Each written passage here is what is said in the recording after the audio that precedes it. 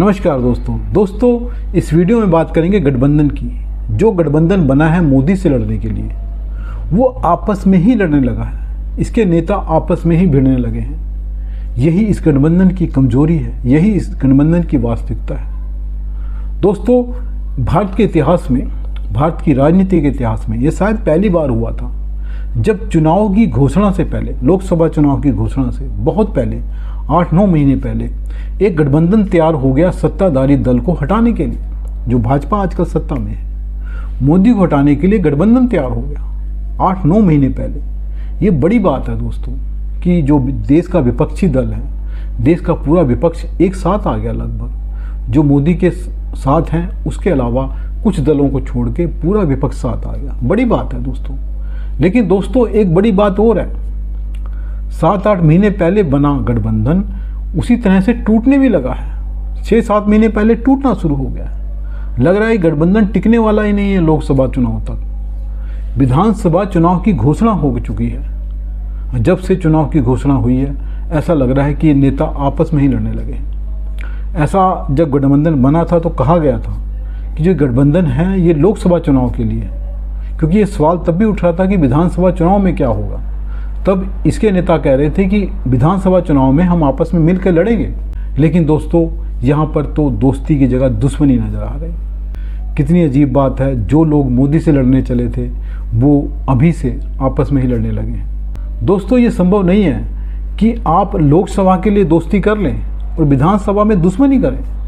ये संभव नहीं है। और ये दिखाई देने लगा है मध्य प्रदेश के चुनाव में, स्पष्ट रूप से दिखाई देने लगा है। अखिलेश यादव मध्य प्रदेश में अपने उम्मीदवार उतारना चाहते हैं, लेकिन वो कांग्रेस से मिलकर उतारना चाहते थे, समझौते के तहत चाहते थे। केजरीवाल ने ऐसा नहीं किया, उन्होंने सीधे अपने उम्मीदवार घोषित कर दिए।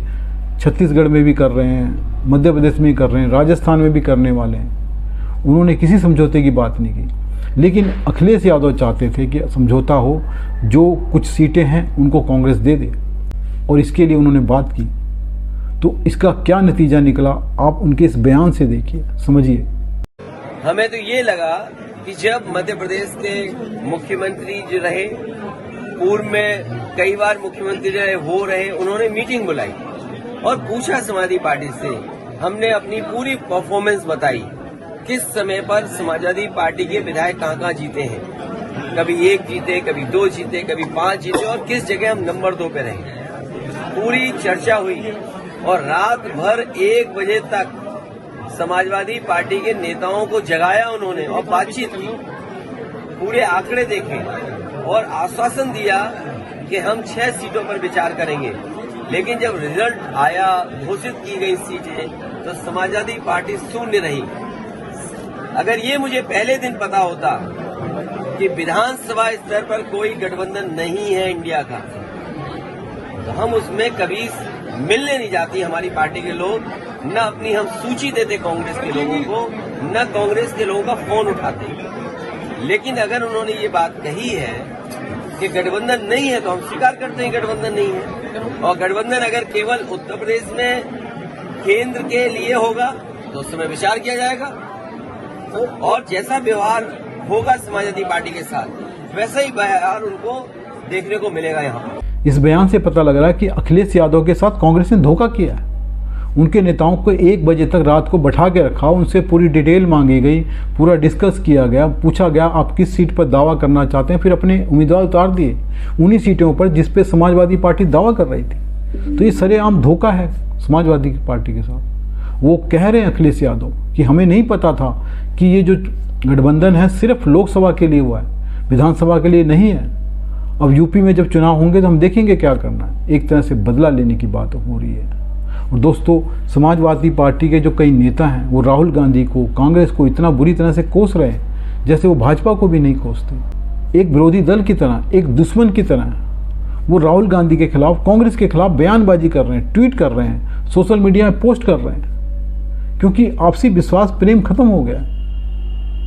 और जो कमलनाथ हैं उनसे जब एक बार पूछा गया कि जो ये गठबंधन होना था अखिलेश यादव के बारे में, आपका क्या ख्याल है, कह रहे कौन अखिलेश? तो स्पष्ट रूप से उनका कहना है कि अखिलेश को जानते नहीं, अखिलेश यादव की कोई वैल्यू नहीं है। ये बात जब अखिलेश यादव से पूछी गई तो उन्होंने क्या कहा कमलनाथ जी से हमारे संबंध बहुत अच्छे हैं और नाम देखो इनका कितना अच्छा है। जिनके नाम पे ही कमल हो, जिनके नाम में ही कमल हो तो अखिलेश ही कहेंगे, और क्या अखिलेश तो नहीं कहेंगे ना। वो कह रहे हैं कि इनके नाम में ही कमल है, तो ये अखिलेश विखिलेश ही बोलेंगे। मतलब साफ है, वो कमलनाथ को भाजपा से मिला हुआ बता रहे हैं। जिस नेता के साथ मिलकर आप लड़ने जा रहे हैं उसी नेता को विरोधी दल के साथ मिला हुआ बता रहे हैं। अजय राय जी से भी पूछा गया कि आपका क्या बयान है, तो उन्होंने क्या कहा वो भी देखिए। सम्मान नहीं कर पाया, अपने बाप का सम्मान नहीं कर पाया, वो हम जैसे छोटे कार्यकर्ता या समाजवादी पार्टी के छोटे कार्यकर्ता, उनका वो सम्मान क्या करें। वो कह रहे हैं कि जो अपने बाप का नहीं हुआ, जो उसका सम्मान नहीं करता, हमारा क्या सम्मान करेगा। अखिलेश यादव ने अजय राय को, जो यूपी कांग्रेस के अध्यक्ष हैं, उनको चुरकुट बोला। तो ये गाली गलौज की भाषा पर उतर आए। दोस्तों, दोस्ती में कोई छोटा बड़ा नहीं होता। जब तक दोस्ती नहीं होती तब तक छोटा बड़ा ठीक है, लेकिन जब दोस्ती होगी तो सब बराबर हो जाते हैं। लेकिन यहाँ पर दोस्ती दिखाई नहीं दे रही है। ये कौन अखिलेश यादव? दोस्तों, कितनी अजीब बात है कि छत्तीसगढ़ के कांग्रेस नेता टी.एस. सिंहदेव कह रहे हैं कि हम अखिलेश को जानते नहीं हैं। कौन अखिलेश? इतने बड़े नेता को आप नहीं जानते, जो यूपी का एक्स सीएम रहा है। 80 सीटें यूपी से आती हैं, बड़ा प्रदेश है। उसके सीएम को आप जानते नहीं हैं। अब नहीं जानते कि आपके गठबंधन का एक बड़ा नेता है। ये एक तरह से अपमान है अखिलेश यादव का, और वो अपमान को भूलने वाले नहीं हैं। ये गठबंधन के लिए नुकसानदायक होने वाला है। दोस्तों, अखिलेश यादव को अब छोड़ दें तो केजरीवाल की बात करें। केजरीवाल इस गठबंधन में दूसरे नंबर के नेता हैं। 2 राज्यों में उनकी पार्टी की सरकार चल रही है। उनकी पार्टी को राष्ट्रीय पार्टी का दर्जा दिया जा चुका है। और उनके बारे में कांग्रेस के जो प्रवक्ता हैं, कांग्रेस के बड़े नेता हैं पवन खेड़ा, वो क्या कह रहे हैं प्रेस कॉन्फ्रेंस करके, आप इसको सुनिए। यहीं से कुछ दूर रामलीला मैदान है। आज से 10 साल पहले रामलीला मैदान में भांति भांति के ठग इकट्ठे हुए मंच पर और पूरे देश को नौटंकी करके अपने जाल में फंसाया। मीडिया 24 घंटे उसको कवरेज देता रहा। नेशन विथ अन्ना, मुझे याद है हेडलाइंस बड़ी बड़ी फ्लैश होता था। वो केजरीवाल को मां ठग बता रहे हैं। जिस नेता के साथ आप समझौता करके मोदी को हराना चाहते हैं, मोदी को हटाना चाहते हैं, उसको मां ठग बता रहे हैं। अब मां ठग का दोस्त भी मां ठग होगा। ये खुद को ही गाली देने के बराबर है। लेकिन दोस्तों, चल रहा है। यही गठबंधन की सबसे बड़ी कमजोरी है। दोस्तों, एक बात और, राजनीति में कई नेता एक लठैत की तरह होते हैं, जिनसे कोई भी बयान दिया जा सकता है, किसी पार्टी पर हमला कराया जा सकता है, अपनी विरोधी पार्टी पर। जैसे केजरीवाल के पास हैं संजय सिंह, ममता बनर्जी के पास हैं महुआ मित्रा, उद्धव ठाकरे के पास हैं संजय रावत। ये लोग उल्टा सीधा बयान देते रहते हैं, तीनों नेता। और ये तीनों नेता अडानी के खिलाफ हैं, विशेष तौर पर संजय सिंह और महुआ मित्रा। महुआ मित्रा तो अडानी के बहुत ही खिलाफ हैं। उन्होंने अपने जीवन में, क्योंकि पहली बार सांसद बनी है, लोकसभा की सांसद, उन्होंने 61 सवाल पूछे अपने अभी तक के सांसद के जीवन में। उसमें 51 सवाल अडानी के बारे में। यही हाल संजय सिंह का है। वो अडानी के खिलाफ ज़्यादा ही हैं। राज्यसभा में जिस तरह से मोदी अडानी चिल्ला रहे थे, पता लग रहा था अडानी के कितने खिलाफ हैं। और दोस्तों, अब ये पता लग रहा है, महुआ मित्रा के जो प्रकरण हुआ है, जो उसका मामला सामने आया है, ये पता लग रहा है कि जो अडानी के खिलाफ जितना भी मूवमेंट चल रहा है, उसके पीछे राहुल गांधी हैं। और इसके पीछे इंटरनेशनल कुछ NGOs हैं, कुछ मीडिया चैनल्स हैं, और भी कई पावर्स हैं, जो अडानी के नाम पर मोदी के खिलाफ कार्रवाई कर रही हैं, मोदी के खिलाफ साजिश कर रही हैं। वो कोई राजनीतिक लड़ाई नहीं लड़ रही हैं, वो देश के खिलाफ लड़ाई लड़ रही हैं। और वो अडानी को इसलिए हटाना चाहती हैं, इसके लिए अडानी के खिलाफ हैं कि अडानी एक देश के बड़े उद्योगपति हैं। अडानी के नाम पर देश का नुकसान करना चाहती हैं, अडानी को ख़त्म करना चाहती हैं। वो चाहती हैं कि जो उनकी कंपनीज हैं वो आगे आगे काम करें। तो दोस्तों, ये जो बात है, ये इन पार्टियों के नेताओं को भी पसंद नहीं है। केजरीवाल अडानी के विरोधी नहीं है, ममता बनर्जी भी नहीं है, उद्धव ठाकरे भी नहीं है, शरद पवार भी नहीं है। तो उनको भी पता लग रहा है कि जो उनके पार्टी के नेताओं का इस्तेमाल कांग्रेस कर रही है, राहुल गांधी कर रहे हैं, उनकी पार्टी की सोच के, विचारधारा के खिलाफ कर रहे हैं। ये गठबंधन के लिए ठीक नहीं है। दोस्तों, मेरा मानना है कि गठबंधन की जरूरत ही नहीं थी। यूपीए अपनी जगह सही था, उसको लड़ना चाहिए था मोदी के खिलाफ। और दोस्तों, अगर यूपीए को हम दूसरा मोर्चा बोलें तो एक तीसरा मोर्चा इस देश में तैयार हो गया था। नीतीश कुमार, ममता बनर्जी, केजरीवाल, केसीआर और एक दो दल मिलकर तीसरा मोर्चा बना चुके थे।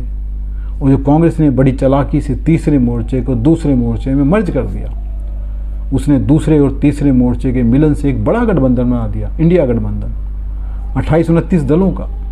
दोस्तों, जो ये गठबंधन बना, बड़ा गठबंधन बना, जो इसकी ताकत है यही इसकी कमजोरी है। इसमें अब ऐसे दल जुड़ गए हैं जो आपस में ही लड़ने वाले हैं, जिनके इंटरेस्ट आपस में क्लैश करते हैं, जो आपस में मिलते नहीं हैं, एक दूसरे के खिलाफ हैं, और वो दिखाई देना शुरू हो गया।